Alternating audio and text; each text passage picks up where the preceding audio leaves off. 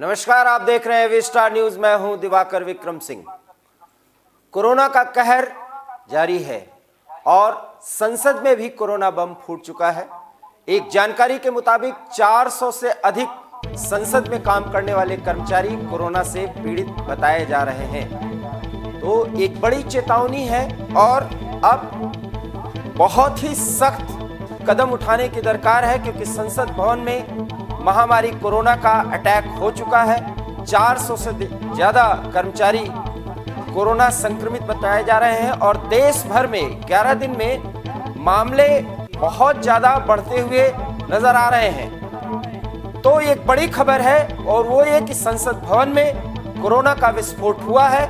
400 से अधिक कर्मचारी कोरोना से संक्रमित बताए जा रहे हैं और पूरे देश में 21% तक दैनिक स्तर पर कोरोना के मामले बढ़ते बताए जा रहे हैं। दिल्ली में भी इस समय लॉकडाउन की स्थिति है, हालांकि उसे पूर्णतः लॉकडाउन नहीं कहा जा सकता, क्योंकि वीकेंड कर्फ्यू के तहत आज रविवार के दिन भी कर्फ्यू जारी है। सीधे आशुतोष दिल्ली से जुड़ रहे हैं, वो पूरी जानकारी देंगे। आशुतोष, संसद भवन में कोरोना का जो विस्फोट हुआ है, 400 कर्मचारी, ये किस तरीके से इनकी जांच की गई और कब ये पूरे मामले का पता चला और उसके बाद क्या कदम उठाए जा रहे हैं? जी बिल्कुल, देश की राजधानी दिल्ली में अगर बात करें कोरोना के मामलों की, तो यहाँ पे लगातार तेजी से बीते एक हफ्ते से मामले बढ़ रहे हैं। कल की बात करें तो 20,000 से अधिक मामले दिल्ली में रिपोर्ट हुए हैं और लगातार बढ़ रहे हैं। उसी के तहत कई कदम उठाए जा रहे हैं। जहां वीकेंड कर्फ्यू लगाया गया है, नाइट कर्फ्यू पहले से ही चल रहा था, तमाम इंतजाम किए जा रहे हैं और इवन पे बाजारें खुल रही हैं। जो और भी कई जो पाबंदियां हैं उसको दिल्ली में लगाई जा रही है। लेकिन चिंताजनक स्थिति है कि लगातार राजधानी दिल्ली में जो मामले हैं वो बढ़ रहे हैं और जो आपका संसद भवन है उसके 400 के करीब जो कर्मचारी हैं वो जो संक्रमित पाए गए हैं कोरोना से। तो ये लगातार स्थिति दिल्ली में चिंताजनक बनी हुई जा रही है। वहीं यहाँ आपको बता दें, सुप्रीम कोर्ट के भी 150 के करीब जो कर्मचारी हैं उनमें 2 न्यायाधीश भी शामिल हैं जो कोरोना संक्रमित बताए जा रहे हैं। तो ये तमाम एक तरीके से कहें तो दिल्ली में जो है जो एक तरीके से तीसरी लहर जो है एक तरीके से आ चुकी है और तमाम इंतजाम किया जा रहा है। लेकिन जो लॉकडाउन की बात है उसको आंशिक रूप से ही लगाया जा रहा है, क्योंकि जो एक्सपर्ट हैं जो बताने वाले, उनका ये कहना है कि ये जो डेथ रेशियो है इस कोरोना की वजह से वो काफी कम है। हमारी खुद की बात जो महामारी विशेषज्ञ हैं एम्स के डॉक्टर संजय राय, उनका एक साफ कहना है कि चिंता की स्थिति नहीं है, क्योंकि यूपी की आबादी इससे 3 गुना ज्यादा है दिल्ली से।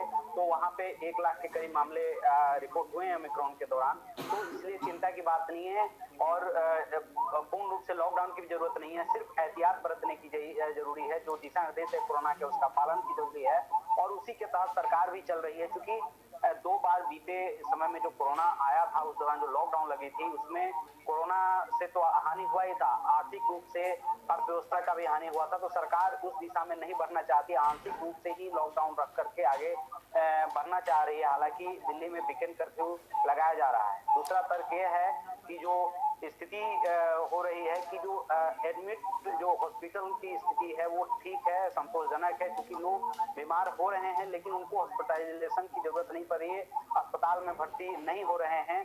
तो वो स्थिति, इसीलिए सरकार इस पे जो पाबंदियां उसको ज्यादा नहीं बढ़ाते हुए आंशिक रूप से ले चल रही है, ताकि अर्थ और स्वास्थ्य दोनों को एक साथ ले जाया जाए। जी, अर्थ और स्वास्थ्य को एक साथ अभी सरकार ले जा पा रही है, चूंकि स्थिति खतरनाक नहीं हो रही है। मरने वालों की संख्या ज्यादा नहीं बढ़ रही है, हालांकि मरने वालों की संख्या बढ़ भी रही है, ये भी आप कह सकते हैं। बड़ा सवाल है कि ये जो संख्या ज्यादा बढ़ नहीं रही है और जो मरीज आ रहे हैं उनको हॉस्पिटलाइज करने की जरूरत नहीं पड़ रही है, इसके पीछे सबसे बड़ा कारण टीकाकरण बताया जा रहा है या कुछ और एम्स के विशेषज्ञ के द्वारा? जी देखिए, इसके कई पहलू हैं। देखिए, एक तो कुछ विशेषज्ञ हैं, उनका ये कहना है कि जो कोरोना है वो अब कमजोर वायरस ही जो है, ये वेरिएंट बदलने के बाद अब एक कमजोर हो रहा है तो एक ये अनुमान है विशेषज्ञों का कि आने वाले समय में मार्च लास्ट और अप्रैल के पहले सप्ताह में ये कमजोर होने की संभावना है। नॉर्मल फ्लू वायरल बुखार रह जाएगा, लोगों का होगा, लेकिन ये ठीक हो जाएगा, चिंताजनक स्थिति नहीं है। दूसरी बात करें तो जो वैक्सीनेशन हुआ है उसका भी बहुत अहम रोल है, और उससे उनके अंदर जो इसके जो रोग निरोधक जो होता है तो उस चीज से भी लोगों को लाभ हो रहा है। और साथ में जिन लोगों को कोरोना हुआ है वो लोग सबसे सुरक्षित इससे बताया जा रहे हैं, क्योंकि एंटीबॉडी जो होती है बीमारी के खिलाफ वो उसमें जो होता है वो शरीर में उत्पन्न होता है, तो उससे लोगों को बचाव हो रहा है। तमाम तर्क हैं, और ओमिक्रॉन को लेकर के यही कहना है कि जो इससे जो है डेथ रेशियो हो कम है, और वो डाटा देख करके कमोबेश यही कहा जा रहा है। ओमिक्रॉन के लक्षण क्या बताए जा रहे हैं आशुतोष विशेषज्ञों के द्वारा?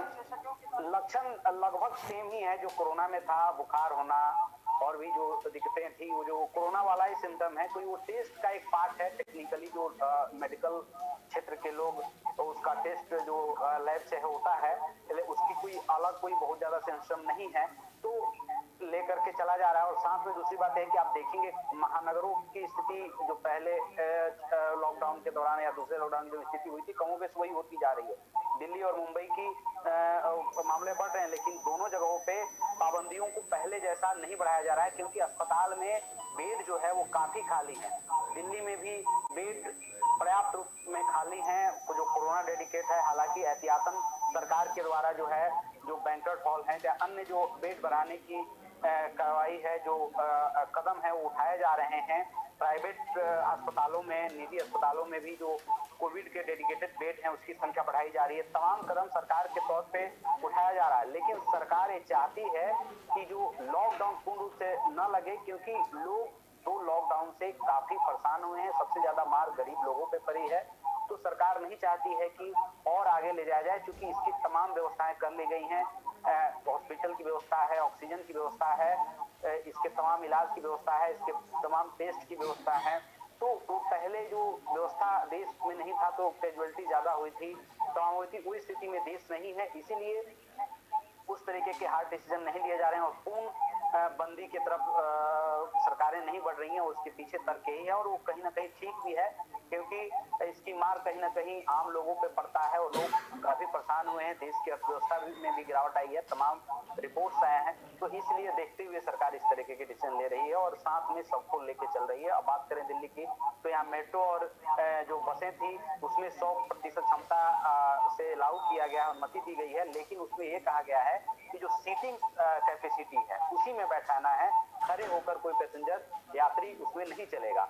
हालांकि कई जगह तस्वीरें आ जा रही हैं कि लोग खड़े होकर के भी जा रहे हैं, क्योंकि बहस होती है। पहले 50% की अनुमति दी गई थी, लेकिन उस दौरान कई जगह दिल्ली में विवाद होते हुए देखे गए, क्योंकि उस मात्रा में 50% करने के बाद जो उस मात्रा में बसें और मेट्रो नहीं हो पाई थी, तो बसों के कई बस स्टैंड पर मारपीट, लड़ाई झगड़े, तोड़ फोड़ जैसे वारदातें आई, जहां लॉ एंड ऑर्डर की स्थिति उत्पन्न हुई। इसलिए सरकार ने उसको खत्म किया, और 100% क्षमता के साथ बसों, डीटीसी की जो बसें हैं उसमें चलने की अनुमति है, और मेट्रो में चलने की अनुमति है। और लोगों से कहा जा रहा है और सख्ती बढ़ता जा रहा है कि लोग जो कोविड के दिशा निर्देश हैं, मास्क लगाना, सामाजिक दूरी का पालन करना, बेवजह बाहर ना निकलना, काम से ही निकलें, ये तमाम एहतियात जो कदम है वो उठाया जा रहा है। और 2 दिन से वीकेंड कर्फ्यू चल रहा है, शुक्रवार रात 10 बजे से सोमवार सुबह 5 बजे तक। उस दौरान भी उसका असर जो है वो पर्याप्त रूप से दिल्ली में होता हुआ नजर आ रहा है, और जो शासन प्रशासन के लोग हैं